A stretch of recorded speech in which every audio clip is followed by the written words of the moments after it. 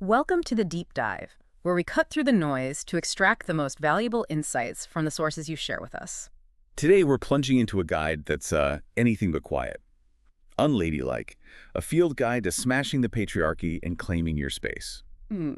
And this isn't a typical academic text, right? The authors frame it as a hell-raising how-to for, well, adventurous, compassionate, and inclusive womaning and non-binarying. That's exactly right. Having spent like a decade researching and podcasting about gender and feminism, the authors created this guide for really holistic, top-to-bottom feminist living. It touches on pretty much every aspect of life.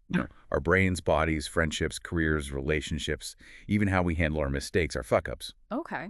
So our mission today is to try and uncover modern patriarchy's many subtle disguises and hopefully equip you with the insights to understand and, maybe more importantly, to confront them. We'll journey from examining historical ladyhood standards to exploring the really insidious ways patriarchy influences our personal and professional lives today. Like, for instance, think about that concept of lady cakes from 2 centuries ago. It was the symbol of entitlement, where white women had exclusive access to entire public spaces like railway cars, colleges. It's kind of a striking reminder of privilege embedded way back then. It really is. And as we navigate this landscape, we'll discover how recognizing these often hidden creepy crawlies, as they call them, can truly empower you. The goal is to help you become the autonomous, safe, compassionate person you were meant to be, Yeah. Regardless of your personal background or identity. So let's delve into this. Okay, so to truly challenge patriarchy, the book really emphasizes the need for an intersectional approach. What exactly does that mean for us? It's absolutely foundational. UCLA law professor Kimberly Williams Crenshaw's groundbreaking work on intersectionality, well, it teaches us that for genuine inclusion, when they enter, we all enter. The core insight is that we can't be understood as simply women or men. Right. Instead, we're individuals with myriad layers of identity. Some grant privilege, others might invite persecution. It's really about recognizing how all these layers weave together. So our experiences are shaped by everything from our families and finances to, wow, learning disabilities, even our Wi-Fi connectivity. It's a much broader picture than we often think about. Precisely. Yeah. And civil rights activist Fannie Lou Hamer captured this perfectly, didn't she? She said, nobody's free until everybody's free. And this isn't just a powerful statement. It's the foundational principle. It makes clear why our feminisms must be intersectional if they're going to be truly effective. Without that, we're just not dismantling the whole system. Right, gotcha. This deep dive also offers powerful tools for internal empowerment, starting with what the authors call a self-worth Swiss Army knife. I love that imagery. It's a brilliant metaphor, isn't it? And what's fascinating here is how owning our personal value, our dignity, our worth, it isn't just a personal journey. It's actually a cornerstone of the entire feminist movement. It means grounding your self-worth in internal strengths, virtues, values. Okay. Rather than relying on fleeting external forces like a good hair day or Instagram likes. Right. And this internal strength, it buffers you from depression and, importantly, emboldens you to shut out sexist comments.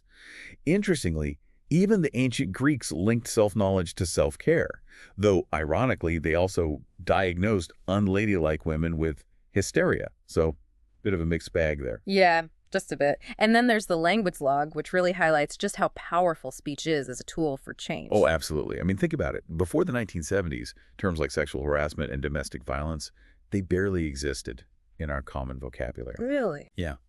Which meant these pervasive problems largely went unpunished until feminist lawyers quite literally invented the terms. That's the power of naming something. Similarly, LGBTQ activists reclaimed the word queer in the 1980s, transforming it from a slur into a positive rallying cry for community and identity. And a really practical tip from the book for you, our listener, if you hear an unfamiliar identity description, do the unladylike solid of Googling it first. Just a simple act of respect. That's a fantastic point, yeah, because it touches on how language itself evolves. The book highlights that singular they, for instance, it's not only grammatically polite, it's actually Associated Press approved. And if you encounter anyone who snarks about newfangled pronouns, you can confidently inform them that dozens of gender-neutral alternatives like hem, mim, she, they've floated in and out of English for the past 200 years. Wow, 200 years. Yeah. Even thon made it into Merriam-Webster's way back in 1934. The insight here is that language isn't static. It's a living, breathing tool that adapts to how we understand the world. So, given all this, what does the book tell us about navigating opposition? They introduce this concept of a backlash umbrella. What's that about? It's a crucial insight, really. Hmm. Social advancement almost always promotes backlash. You should probably expect insults, maybe even threats. The key isn't to avoid it, but to keep going despite it. However, and this is important, if criticism comes from within your own communities, the approach shifts. Okay. Don't get defensive. Instead, ask questions, actively listen. Doing better, as the book advises, really relies on that internal reflection and community accountability. And a powerful mantra to remember when feeling adrift or facing that pushback. Stay curious, build empathy, raise hell. It's a wonderful encapsulation of the spirit, isn't it? Okay, shifting from these internal tools, let's explore how patriarchal standards literally slice and dice us into the likability haves and have-nots. This ladylike matrix, it sounds pretty insidious. It truly is. The ladylike matrix basically reveals that a lady's most valuable currency is other people's approval. The real insight here, I think, is how this system, kind of like Russian nesting dolls, contains even more rigged systems based on intersectional qualities, ability, skin color, you name it. For example, there was a 2011 Harvard and UCLA study that offered a fascinating parallel. It found that cultures with plow-based farming, historically, still exhibit gender roles where men are seen as the natural political leaders. Wow. It's just a reminder of how deeply ingrained and historically linked some of these gender norms can be. And these roles, they're learned incredibly young, right? Like before we even know what's happening. Oh, absolutely. As toddlers, yeah. Even before tying our shoes, the book states there's literally zero evidence that infants are predisposed to like pink. Instead, girls adopt it for its girly associations, while boys, interestingly, develop an aversion to pink. Because our androcentric culture wastes no time teaching boys that femininity is for sissies. Yeah. And that's not just a preference, it's femophobia, different shade, showing how early and subtly gender aversion gets ingrained. So we can't exactly count on toy companies to be reliably woke babysitters, can we? Huh, not at all. Their primary goal is to sell products, right? Mhm. Not to foster political consciousness. Think about those gender-specific easy bake ovens versus Nerf guns. It wasn't really until after World War II that pink became thoroughly feminized, even aggressively pushed onto women for kitchens and bathrooms, really cementing its gender dissociation. But here's where it gets really interesting. The book reveals that pink isn't always a shrinking violet. There's actually a surprising power dynamic at play with that color. Fascinatingly, yeah. Cosmetics Queen Elizabeth Arden apparently leveraged ardent pink as a kind of sinister camouflage for her incredibly tough management style. She'd break strikes, fend off complaints, all while remaining the sole stockholder of her company. It's a powerful example of how symbols can be subverted or, strategically deployed, challenging that assumption that pink is inherently soft or subservient. This deep dive into gender roles leads us directly into the body baggage patriarchy dumps on our psyches. And the book says this can be heaviest for people with disabilities. That must be an incredibly heavy burden. It really is. The gender binary, with its rigid definitions, it actively threatens the perceived wholeness of disabled people. They face this constant surveillance of normalcy around their mobility, mannerisms, appearance. And the book is very clear. They are not here to provide inspiration porn moments for able-bodied people. Right. Their existence is not for our comfort or uplift. And the discussion of Barbie really drives home how early and deeply these often unattainable ideals are ingrained in us. Oh, Barbie. Introduced in 1959, she was revolutionary, the first kid's doll with breasts. But to pass parental muster, she had this all-over adolescent smoothness, right? No nipples, no labia, no body hair. But when you look at her proportions, an in-real-life Barbie would stand 5'9" with a 21-inch waist and a 30-inch bust. I mean, talk about a pain in the back. It just perfectly illustrates the physically impossible standards we're taught to strive for. The book then bravely delves into vagina anxiety, a feeling many women likely experience, but, rarely discuss openly. It's such a widespread concern. Anxieties over how vaginas look, smell, even queef can lead to unhealthy behaviors like douching or using heavily scented products. The empowering truth, though, is that whatever's going on in your undies is totally normal. And what's maybe more alarming is the stark reality that vaginal research is, roughly a century behind penis teeth. A century? Wow. Yeah, partly because the clitoris's crucial role in orgasm was initially misunderstood. And even now, textbooks often only show the external glands, despite its internal structure extending up to 5 inches. The insight here is just the systemic lack of research and understanding of female anatomy.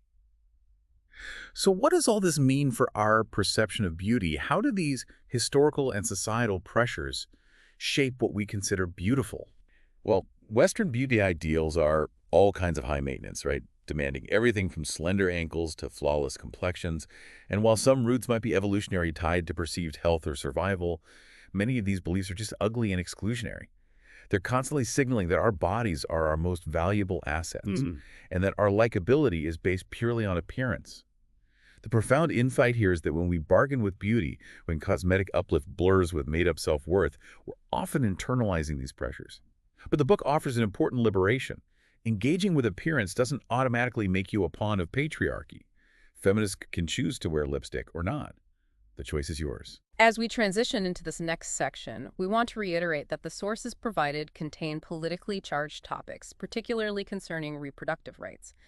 As always, we will impartially report on the content from these sources and make it explicitly clear that we are not endorsing any specific viewpoints, but simply conveying the ideas and information contained within the original material. Right. With that in mind, this section brings us to a crucial historical point: medical misogyny. Consider Mary Putnam Jacobi, a suffragist and medical scientist back in 1876. She famously published a Harvard study that just shredded claims of brain-induced womb ruin, effectively fighting sexist science with, well, non-sexist science. Her work was a really powerful act of defiance against the prevailing medical biases of her time. It's truly wild to think how pervasive these uterus myths were, shaping medical understanding for centuries. Oh, absolutely. Medieval Jewish philosopher Moses Maimonides, for instance, he actually thought two breasts meant two uteruses. No way. Yeah. And Hippocrates believed semen literally traveled to women's hair during intercourse. The idea of the uterus controlling a woman's nerves was so strong that pregnancy itself was sold as history's original cure-all for hysteria. It just underscores a deep, long-standing medical misunderstanding and misrepresentation of women's bodies. This problematic history sadly continued into the 20th century, with endometriosis being famously dubbed the career woman's disease in the 1970s. Indeed. And this label was particularly applied among predominantly white, unmarried, child-free women in their 30s who are often stereotyped as uptight, anxious perfectionists. The more likely case, the book suggests, is that they were simply wealthy enough to afford a diagnosis while others suffered in silence. Old-school medical literature commonly recommended homemaking and baby-making as the healthier alternatives to career climbing, revealing that insidious link between medical diagnosis and societal expectations for women. And menstruation itself has been so shrouded in taboo, it's truly fascinating how that plays out culturally. It is. Thousands of euphemisms exist across cultures, right? From Shark Week to the curse. What's truly fascinating here is that the linguistic origins of the very word taboo are actually related to the Polynesian word for menstruation. Really? Yeah. This highlights how deeply ingrained the concept of impurity or something forbidden became around a totally natural bodily function. Plus, the presumption of PMS and period-induced grouchiness. The book argues it's largely a cultural exaggeration. Studies suggest the whole PMS notion serves to keep women non-irritable, sweet, and compliant the rest of the time. It's basically another form of control. That makes you rethink a lot, doesn't it? Let's also talk about the biological clock and the increasingly common choice to be child-free. It's such a powerful societal construct. Cosmopolitan editor Helen Gurley Brown, surprisingly, never intended her book, Having It All, to tell women to literally have it all. She envisioned it as a guide for mouseburgers, working women willing to put in the effort. The publisher changed the title, and it's kind of haunted us ever since, creating this impossible standard. Today, nearly 1 in 5 American women reach menopause child-free. And that's a conscious choice for many. They often feel motherhood's costs outweigh the benefits, envisioning significant losses of freedom, identity. The insight here is how societal narratives can impose expectations that just clash with individual desires and realities. And speaking of choices, the discussion around abortion and birth control reveals truly significant historical and ongoing hurdles. Definitely. The content points out that these paternalistic assumptions continue to dominate debates about reproductive rights. You see mandatory ultrasounds and waiting periods often touted as preventive care to ward off patient regret. Yet the empirical evidence is strong. Women have a solid success rate in making their own reproductive decisions and feeling good about it. The real question this raises is, why the systemic distrust? And what are some of the expensive anti-choice nonsense hurdles the book details? It sounds like there are many layers to this. There are quite a few. The average first trimester abortion costs, say, $300, $500. But that can jump to $1,500 in the second trimester, a huge financial burden. Then you have TRA clause, targeted regulation of abortion providers, which impose expensive, often medically unnecessary requirements on clinics. And mandatory waiting periods, 18 to 72 hours, force women to take extra time off work, make multiple trips, all based on absolutely zero good science. These aren't about healthcare. They're clearly about creating barriers. And historically, access to birth control itself was a monumental battle, wasn't it? A huge one, yeah. Between 1940 and 1960, douching with Lysol was the go-to method, marketed as complete feminine hygiene. But it was completely unhealthy, causing deaths, poisonings. Oh my God. Housewives couldn't legally get birth control until 1965, and single women had to wait until 1972. And while lawmakers frequently block abortion access, they haven't exactly jumped at the chance to help women access safe, reliable birth control, which is a telling and deeply troubling pattern. The sources highlight pivotal moments like Griswold v. Connecticut in '65, giving married couples the right to the pill, and Baird v. Eisenstadt in '72, extending it to everyone. But then we see cases like Burwell v. Hobby Lobby in 2014, which complicated things by allowing religious employers to opt out of covering contraception. What does this ebb and flow tell us about reproductive autonomy? Well, it raises a critical question about the fragility of reproductive autonomy when it's challenged at such a fundamental level. And this takes us to the really dark history of forced sterilization, often referred to chillingly as Mississippi appendectomies. These were secretly performed on poor women of color, particularly black women, in the 1950s and 60s, a horrific example of systemic reproductive control and abuse. Civil rights leader Fannie Lou Hamer, a victim herself, famously spoke out, powerfully articulating the systemic fear she faced. Me, getting a white lawyer to go against a white doctor, I would have been taking my hands and screwing tacks into my own casket. It's just a stark reminder of the immense risks women, especially women of color, faced when challenging these abuses. This deep dive certainly doesn't shy away from uncomfortable topics, moving now into creep factors and sexual objectification. What does the book illuminate about this pervasive experience? Yeah, it really drills down into what the authors call the male gaze makeover. Creepiness, as they describe it, revolves around the uncertainty of threat. It creates this kind of brain fog of social etiquette versus personal comfort. And this is why women are socialized to second-guess themselves constantly with questions like, what were we wearing? Had we been drinking or getting high? Did we fight back? Right. The profound insight here is how this uncertainty forces women to internalize blame and continually monitor their own safety, which is exhausting. And this ties directly into the loaded question of, is modest hottest? Exactly. The patriarchy links chastity to modesty, putting the onus on women to keep their so-called lust magnets hidden. Public shaming was the traditional punishment, like 19th century women being loudly shamed for merely flashing an ankle. Yeah. However, the book makes a crucial point. There's no approved feminist uniform of liberation. Religious head coverings, for example, are often a choice of piety, thrift, or cultural preservation, not solely subjugation.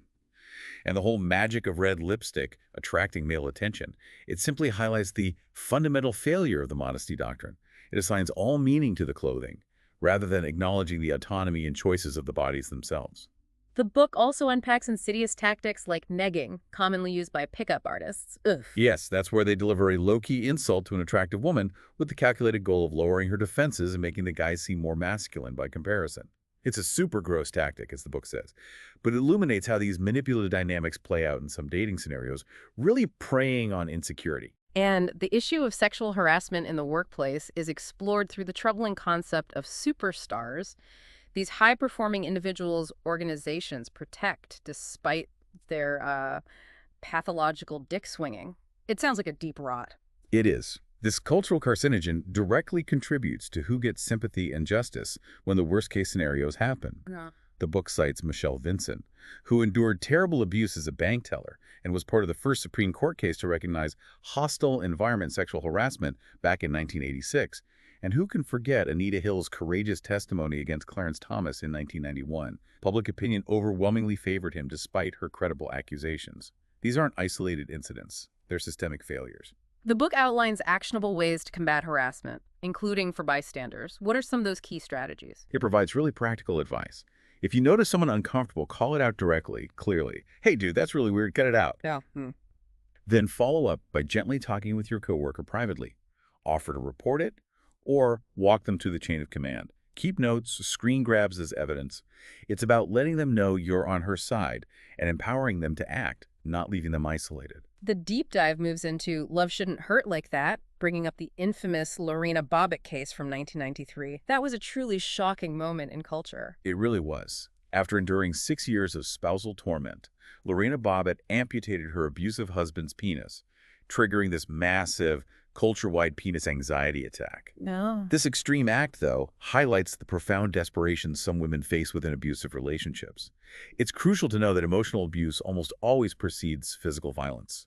And critically, when leaving an abusive relationship, the danger actually grows. 70% of abuse occurs after a woman leaves, and women are 75% more likely to be killed then. It takes, on average, 5 to 7 times of walking away before the decision to leave finally sticks. It's incredibly difficult. So leaving is often an escalator, not an exit to safety, which is a terrifying thought. This leads us to the stark facts about rape culture. The CDC states that 1 in 5 cisgender women and 1 in 71 cis men will be raped. The book makes it clear this isn't meant to scare you, but to highlight rape as a global public health crisis. It identifies 3 fertile breeding grounds of rape culture. First, rape myth acceptance, that insidious prejudice that women should somehow preemptively thwart any inappropriate thoughts, looks, or come-ons. And those common victim-blaming questions like, what were you wearing, seem to stem directly from that, don't they? They absolutely do. Research actually shows our sympathy for a survivor changes with their outfits. Right. More revealing means less appealing, which is just horrifying. Another breeding ground is the just world belief, this idea that everything supposedly happens for a reason. Combined with patriarchy, the reason for rape then becomes the woman asking for it, placing blame squarely on the victim, not the perpetrator. How did the women's liberation movement respond to this pervasive issue back in the 1970s?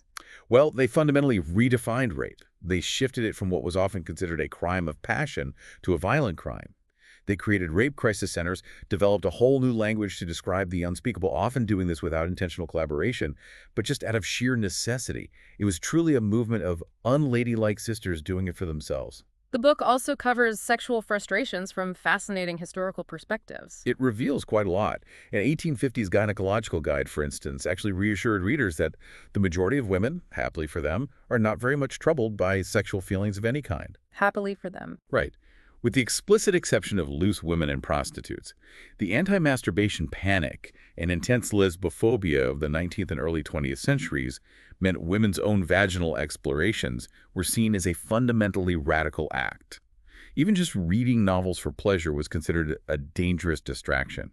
The insight here is how deeply women's autonomy over their own bodies, minds, and pleasure was policed. The Industrial Revolution also seems to have profoundly shaped sexual expectations, didn't it? It did. Sociologist Lisa Wade points out that men basked in virtually complete control and basically stacked the bedroom deck to their advantage. The patriarchy's dream girl was expected to want nothing more than to please and be pleasant, providing sex on demand to her breadwinning husband. It really cemented the idea of women's sexual roles being solely for male gratification and procreation. This deep dive also challenges traditional relationship structures, looking at why we might settle for shitty ships, and exploring concepts like polyamory. Yeah, it points out that when we have low self-worth, we might settle for bad friends or lovers simply out of a fear of being alone. Lori Gottlieb's controversial essay, Marry Him, The Case for Settling for Mr. Good Enough, famously argued it's better to lower your standards, even ignore red flags like a lack of passion. It's a pretty stark look at the compromises people sometimes feel pressured to make. And the history of spinsters, their downtime being surveilled for signs of materialism and selfishness. Exactly. While they're being judged, meanwhile, polyamorous relationships, a term that gained traction around 1990, focus on building loving connections with multiple people. The core principle is recognizing that falling in love with new people takes nothing away from their relationship with their primary partner. Famed anthropologist Margaret Mead, who herself was married and divorced 3 times, maintained a loving relationship with fellow anthropologist Ruth Benedict. Mead truly believed we're capable of loving more than one person, male or female, at a time. It really challenges the scarcity mindset around love. This section on relationships ends with a powerful call to action. Don't lose yourself. What does that entail? It encourages a deep fear of intimacy check, asking some hard questions. Do you make time for everything except a partner? Or do you maybe hold on to a fantasy of a perfect, unattainable partner? The book also suggests that one of the most powerful acts can be learning to ghost, if you have to, Hmm. from toxic situations. Hmm. Putting your phone and social media on lockdown for safety and sanity. The insight here is prioritizing your well-being over unhealthy attachments. And perhaps one of the most fundamental acts of self-preservation that's discussed, don't lose your name. Right. In the 17th century, a woman keeping her own name was seen as over-pert and too forward. While it evolved from a sign of ownership to more of a religious signal, today nearly 70% of women in the U.S. still take their husbands' names. And shockingly, a 2017 survey revealed that 50% of American adults think changing names should be required by law, citing that women should prioritize your marriage and family ahead of yourself. Wow, 50%. Yeah. It reveals this persistent societal expectation that women just subsume their identity in marriage. But figures like Lucy Parsons, an anti-slavery women's rights crusader, offer such a powerful counter-narrative. She refused marriage outright, seeing it as a way to shackle women into subordinate positions to their husbands. She only changed her mind with very specific conditions, including not taking her husband's name or doing housework. That's true radicalism for her time. Let's pivot now to the world of work and finance, starting with the familiar concept of the glass ceiling. The glass ceiling, yeah. Coined by the Wall Street Journal back in 1986, it's that invisible workplace barrier keeping women from executive roles. It's important to remember that even though women made up a third of middle management in the 70s, corporate brass was still over 98% male. And the staggering insight today is that despite decades of effort, the global gender wage gap actually began widening in 2016. Women's income, broadly speaking, is now more than 200 years behind men's. That statistic alone should just make us pause and think. So it's not just a glass ceiling, but are we seeing glass walls too, splitting the labor force? Precisely. Glass walls create this horizontal segregation, meaning women are often shunted into certain types of jobs.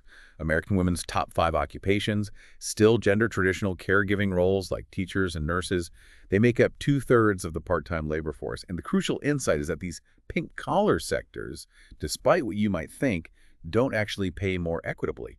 They really reinforce the wage gap. And there's a persistent idea, often called the pin money mindset, that contributes to this. Yeah, back in 1933, a report claimed women sought jobs just for pin money, implying their earnings were trivial, just for little extras. But Mary Anderson of the U.S. Labor Department brilliantly countered that a woman's so-called pin money is often the family coupling pin, the only means of holding the family together. Remember, before WWII, a married woman's earnings legally belonged to her husband. Today, this pin money mindset, now sometimes called daycare money or vacation money, still bedevils women's employment prospects and paychecks, downplaying the essential contribution of women's income. This often leads to the argument that women simply choose lower-paying jobs. How does the book address that common claim? Well, wage gap naysayers often claim this, but the book points out it elides a grueling legal history of actively restricting women's wage earning potential. For example, an 1879 cigar makers union president told his all-male membership they couldn't drive the females out of the trade, but we can restrict this daily. This just highlights systemic efforts to keep women out of higher-paying industries, making choice a really false narrative. And the jarring contrast of the motherhood penalty versus the fatherhood bonus in the workplace. It's such a painful reality. Working moms are often perceived as less competent than working dads. A 2016 survey, for instance, found American men were 16% likelier than women to agree men deserve jobs more when economies tank. This sexist mindset subtly suggests that if worst comes to worst, women can keep house and have babies, reinforcing their perceived secondary role in the workforce even today. The book also details how these financial disparities manifest painfully in the divorce drain. It's a stark picture, yeah. After a split or being widowed, American women's household incomes fall by about 40%, while men in the same situation lose only about 20%. Men are also more likely to remarry, repadding their nest eggs faster. The book's practical advice here is crucial for every woman, regardless of relationship status. Figure out your financial holdings, organize all your important documents. It's really an act of self-protection. The section Feminism Gets a Job reveals an interesting tension between individual success and the power of collective action. Can you unpack that a bit? Absolutely. Yeah. Charlotte Perkins Gilman's 1898 book, Women in Economics, was foundational. She argued that economic dependency on men was the root of oppression, advocating for professional careers, mainly for educated white women. However, this individualistic spirit of mainstream feminism has been criticized for decades.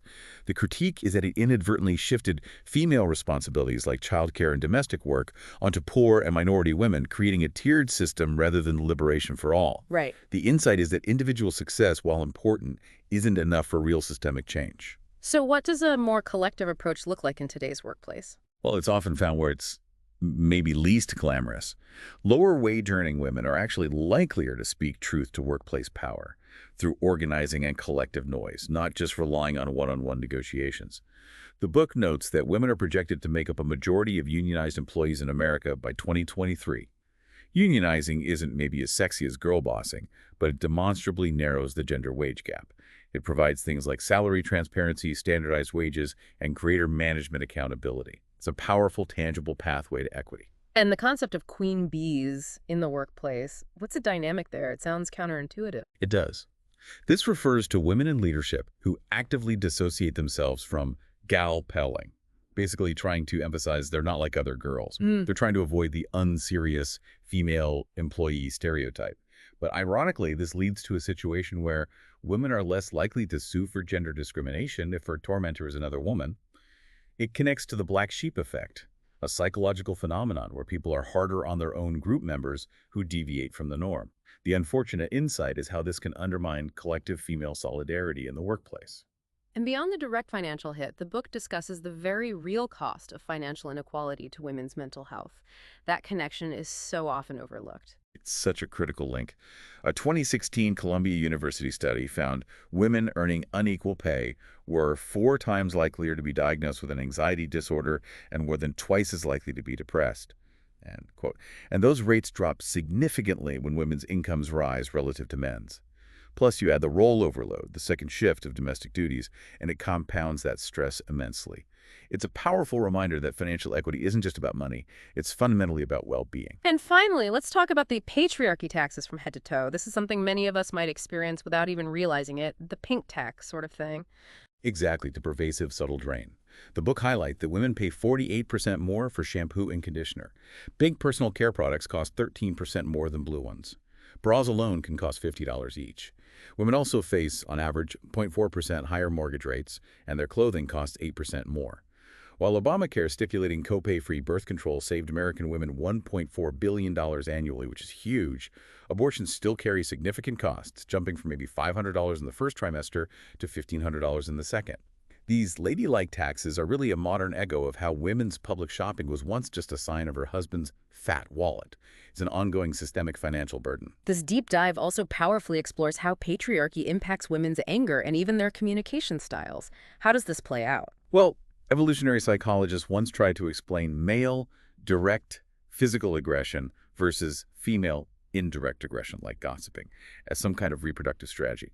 However, the book points out that today, how we communicate anger has far more to do with entrenched gender norm expectations. Men are generally encouraged to be more overt, while girls are encouraged to keep their anger down, to be quiet, compliant. Right. The insight is that this isn't biological destiny. It's social conditioning that dictates how we're allowed to express emotion. And the constant policing of women's speech, from vocal fry to being called shrill, seems to be a timeless phenomenon, doesn't it? Oh, it's decidedly not new. Classicist Mary Beard actually traces the first recorded example of a man telling a woman to shut up, all the way back to Homer's Odyssey, when Telemachus shushes his mother Penelope. Wow, Homer's Odyssey. Yeah. In 17th century England, men literally feared women would turn language into the moo of the cow, the bray of the ass, and the bark of the dog. They were terrified of women speaking. A 1926 radio survey even found that most preferred male voices by 100 to 1. And this directly leads to today, where women using public platforms are routinely attacked as bitchy, angry, nagging, and emotional. The consistent message for centuries is, women, be quiet. So, understanding all of this, what does the book tell us about actually driving change? What's the path forward? Well, the book emphasizes that class-exclusive activism needs to be left behind. We have to use our privileged powers for good. Look at figures like New Zealand's Kate Shepherd. She spent over 20 years advocating for women's suffrage, leading Kiwi gals to become the first in the world to win the vote in 1893. The path is often long, but it requires persistent, inclusive effort. And the power of collective action, like the Progressive Era Women's Club movement, what impact did they have? Those clubs, though largely racially segregated at the time, were crucial. They allowed women to exchange ideas and come up with action plans for social and political reform. The book advocates for funneling feminist rage productively. Identify what truly ignites your excitement or, frankly, pisses you off, then pick your battles strategically to avoid feeling overwhelmed and burning out. It's about strategic, sustained engagement. Let's look at some powerful examples of collective action and allyship mentioned in the book. Yuri Kochiyama, for instance. Yuri Kochiyama, yeah, a Japanese-American activist. Her political awakening began in an internment camp during WWII, inspired by elders to launch a letter-writing campaign for Japanese-American troops. She later protested discriminatory hiring practices affecting Black and Puerto Rican workers, literally walking the walk for intersectional justice. Her story really highlights how personal experience can ignite broader activism. And Shirley Chisholm's historic run for president in 1972, she was quite a force. Oh, definitely. Rosa Parks affectionately called Shirley a pepper pot, a feisty woman. Shirley ran not because she expected to win, but to show that someday, for a Black or woman candidate should come in 1972. Now, she endured assassination attempts, rebuffed constant calls to drop out, faced colleagues, and even supposed allies who supported white or Black male candidates over her. Her run was just an act of profound courage and a blueprint. Another powerful example is the Icelandic Women's Day Off in 1975. What happened there? That was amazing. Responding to the UN's International Women's Year, an incredible 90% of Icelandic women went on strike. 90%. They left homes, jobs, everything to protest unfair pay and highlight their immense societal contribution. This wasn't a small protest. It literally forced businesses to close. And it directly led to a law barring gender discrimination in 1976 and Iceland electing its first female president in 1980. It's just such a clear demonstration of collective power and its immediate impact. And even earlier, the Igbo Women's War in Nigeria in 1929, that's a profound historical moment for women's resistance. Yeah, it really is. Fed up with British colonial rule and unfair taxation, over 10,000 women gathered, protested, and ultimately forced significant changes in the colonial government. These actions are just a testament to the power of collectivism, a belief in our interdependence as part of a community. The ultimate message, echoing throughout the book, is Fannie Lou Hamer's again. Nobody's free until everybody's free, and that we must lift as we climb. The insight from all these examples is that true social change requires not just individual effort, but organized, sustained collective action. Wow. What a deep dive into unladylike. We've covered so much, from the historical roots of ladyhood to the modern manifestations of patriarchy in our bodies, relationships, finances, and crucially, how we can respond. We've truly seen how language shapes our reality, how societal norms can calcify into these limiting beliefs, and how crucial internal self-worth and sustained collective action are for driving any real change.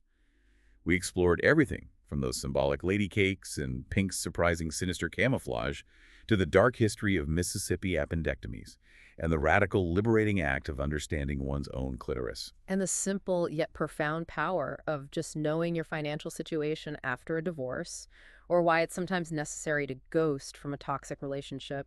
These aren't just small details, they're acts of reclaiming agency, aren't they? Absolutely.